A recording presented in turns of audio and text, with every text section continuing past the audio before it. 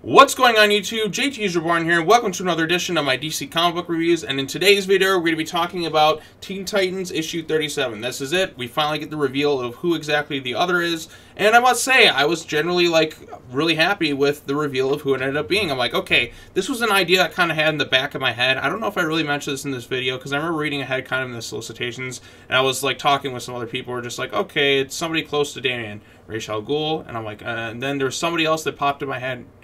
No, they wouldn't go with that person. They're not here. Oh, and then you finally find out who it is, and it actually is a really good reveal. So kudos to you, book. Kudos to you. I was generally kind of it was a nice surprise. So yeah. So anyways, let's go ahead and read the description like we always do. And we'll discuss the other and what ramifications this may mean for the book. So the identity of the other is revealed at last, but what plans do they have for the Teen Titans, and what will happen to Crush now that she's fully under Lobo's control? Answers to all this and more inside a special story over a year in the making. Now, I've talked about some of my grievances throughout the book. Throughout this, some of the pros and cons, obviously. Like I said, there's definitely some good stuff. There's definitely some bad stuff, and I've kind of over the time, I've kind of getting burnt out of this take on the Titans, the edgelords. I kind of want them to go back to the more classic Teen Titans, more heroic, because they've definitely been in this more gray area Suicide Squad type book, and it hasn't really been clicking as much as I feel maybe DC wanted to with some readers. Some people are kind of tired of this. They're like, no, these aren't really heroes anymore. These are just straight up just little villains at this point. Damian's secret prison, kind of regression there. Red Arrow killing somebody, regression there. Roundhouse just trapping Jin in her ring. Crush being forced to kill. Well, Crush is a little bit different story, but she definitely has kind of a sad bit there. And yeah, this is definitely a much darker take on the Teen Titans than I think a lot of people are used to. It's pretty much a Suicide Squad type book. I mean, Adam Glass did do some work on it. And also, I did find out that apparently after, I don't know if it's this arc or the next one, it's the Jin War arc is the one, I guess, after this other plot line wraps up. That's going to be the last of Adam Glass's work on this title. He's supposed to go off and do other things. So I don't know what's going to happen in this book after the next arc, which is where they're going to have to try and get Jin back out of her ring. So it could be the end of this book entirely. Maybe they'll restart it. Maybe we'll go into a whole new creative team and push away from what this book has been for the past year or so. Maybe it'll relaunch with a new #1. I don't exactly know what they're going to do, but I do know that it seems like there's going to be some drastic changes on the horizon. But anyways, let's go ahead and talk about this book. Now, like I said, I've said in a couple of videos before, the artwork in this book is pretty nice for the most part. Obviously, starts out with Roundhouse doing his thing. The Teen Titans come face to face with the other who explains his thing. You get some tragic stuff with Crush, who's really kind of heartbroken. And you see a lot of resentment because she's being forced to do this against her will. It really is a tough thing to go with, and it really makes Lobo out to be this real sociopath. The other is doing his thing. He's controlling. He's got Jin's ring now. But Jin is kind of inside, but it seems to be glowing there, so it seems to kind of be activated. Maybe he knows how to get her out of it, or maybe he has this sort of power. Roundhouse, he has a conversation with his mom about going and doing the right thing. He was quitting the team forever after what he did, doing this evil master manipulation stuff. But now he's going to be all buddy-buddy. Yes, so we finally get the reveal of who the other is, too. Hold on. Let's just do that one page. The reveal of the other is actually something I really like, too, because it's just he's talking to him, he's like, do you not know who, remember me, Damian? I am your executioner, mother's favorite, you're my clone. That's right, Damian's clone. The other is the heretic, surprisingly. That was a, let's see, why is it cutting off? It's not cutting, it's not showing the full page. It's kind of freezing up here for whatever reason, so I can't really show you. But yes, the heretic is... It just keeps locking up on this page right here. See this? I'm clicking on it, but whatever. But anyway, so the heretic is the villain, which is a nice kind of surprising twist. I don't know why it's not letting me show the whole page. But it basically goes into his backstory about who, for those of you who don't know, the heretic was responsible for killing Damian, and I believe it was it Pierre Tomasi's run? I have to go back and read it. But Damian died in the comics at one point, and it was the heretic responsible for killing him. And then Talia al Ghul obviously killed him and decapitated him for what happened. He considered Damian's brother, and then he killed him. And basically this is an evil clone of Damian, and you can kind of see his face really messed up and all that too. If it'll let me show, man, it's not letting me show that page. That's kind of weird. But anyway, so yes, the heretic is an evil clone of Damian. As you can see, his head's kind of stitched on like that, which is kind of creepy. I'm surprised the Lazarus Pit was able to bring him back, but I guess some assassin did it for whatever reasons, and then he basically took the identity of the other, which was another person, did some mass manipulation, killed the original person who was the other, so I don't know who that ended up being, takes over the ancient evil. He's been basically leaving breadcrumbs for Damien to solve, and so on and so forth. Then we get a nice bit right here where it's the three of them, Emiko and them, were, you know, trying to be actually nice and compassionate and trying to act heroic towards each other, and, you know, like trying to understand certain things. Damien is scolding the other. Look at that there. This is a really creepy design. It looks like a freaking zombie. Basically explains how Damien has basically been acting like him too, and he wants Damien to join him, which is, I've noticed, has kind of been a trend with Damien and villains. I mean, for God's sakes, this kid right here is just always like, he's always got the villains like, join us, join the dark side, Damien, you must do this.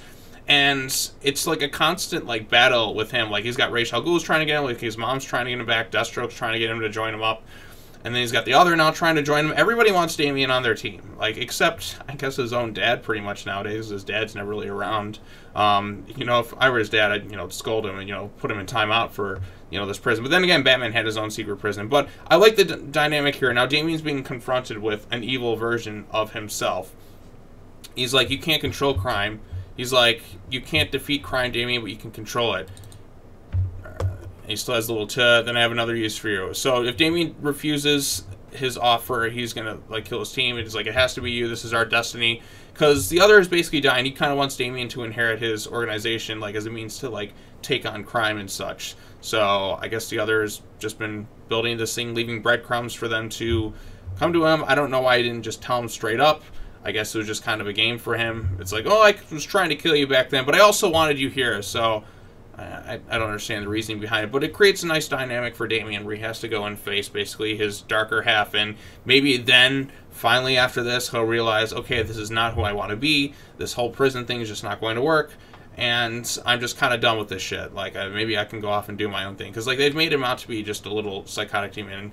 Like I said, the artwork here for the other is nice. Damien's face, not so much. I really just don't like how they've drawn his face. It just looks weird in his facial expressions. Like, he's the only one who has, like, this weird art. Everyone else is fine, but him. Like, I don't know why his face is like that. And we get some moments where the other members of the team seems like they're seemingly going to die.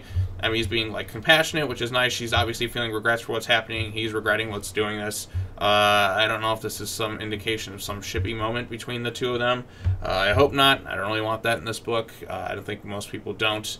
But then they end up being saved by Roundhouse, who comes in towards the end.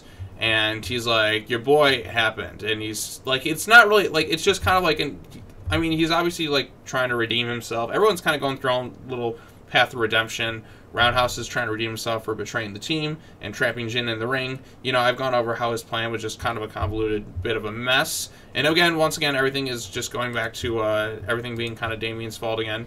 Because that's just the way it is with this book. I mean, it's always going to be his fault, I guess, because they can't let the character grow past this. But it's just got to take it for what it is nowadays. Just want to see it move past that, but I don't know if we ever will at this point. Like, we'll probably do the same thing again. He'll learn, and then another writer will come in and it's like, you know what I want to do? Damn it, what are we going to do with this character that's new? We can evolve him as a leader and, you know, show him more towards the good side. No, let's regress him and make him learn the same lesson again and again and again. So, but I guess that's the whole thing. They're really trying to test his character. But, like, he's really kind of gone on to, like, that gray area, more the dark side. But we'll see what happens with his character. I mean, I always kind of think for the worst for him because that's just the way it always goes. But I hope for the best, but, you know, we'll just kind of wait and see. But overall impressions of issue 37, I do think it is a solid issue. It definitely was a nice reveal of who the other is, and it definitely kind of makes sense in some ways, but some of the stuff thinking back to it, it's like, well, he was trying to kill them earlier on, but he wanted Damien to join him. Why didn't he just straight up invite him over or something? It would have been neat, but I guess, you know, he's like, well, I had to prove you're worthy or some nonsense like that. But yeah, so the storyline seems to finally be coming towards an end. They obviously got the Jin stuff, and I know Adam Glass is supposed to be leaving the book soon to go work on his things. I read that online, so I don't know what the direction of this book's going to be after they try and go and get Jin back. I know at some point they're going to have to go into a ring or something, maybe through, I think she's in purgatory or hell or something. They're going to have to, like, bring her brother Elias in. But yeah, I kind of it's interesting. I'm curious to see how this storyline with the other is going to end. I hope it doesn't end with them killing him. I think that would go against a lot of character things. Again, we also still don't know why Emiko did what she did. We still don't know the exact reasoning. Hopefully we do find out soon, because I'm tired of waiting at this point, but maybe in the next issue. I keep saying maybe we're going to find out the true reasoning, maybe after they get through this whole other storyline. Maybe they can start acting like, you know, people actually like enjoying working with each other. I understand they're trying to go through, like, okay, we went through the hardships, now we're a team. But the fact that it's taken, we've gone through 17, I don't know, like 20 issues now at this point, and they still, like, are now finally starting to come around a little bit. They don't really feel like a true team, per se. There's been moments there in this book, and, like, at least at this part here, but it is taking an awfully long time to get through it. So, we'll see. Maybe, watch, as soon as Glass leaves, they reboot the book anyways, and it's going to kind of be like, oh, wow, we were a team, and then that was it. So, anyways, those are my thoughts on it. Let me know your thoughts on issue 37. I do recommend it, especially if you want to know who the other is. I know I kind of just gave it away, but we'll see where this book goes from here. This is the last comic book review, I guess, for the year for me. Thank you all so much for watching this past year. It's been a lot of fun. Doomsday Clock just came out today. There's a lot of books that came out. The Tom King Batman run thankfully ended, so that's a good thing. But yeah, that's all I got to say. Take care now. Bye-bye then, and I'll see you all next time.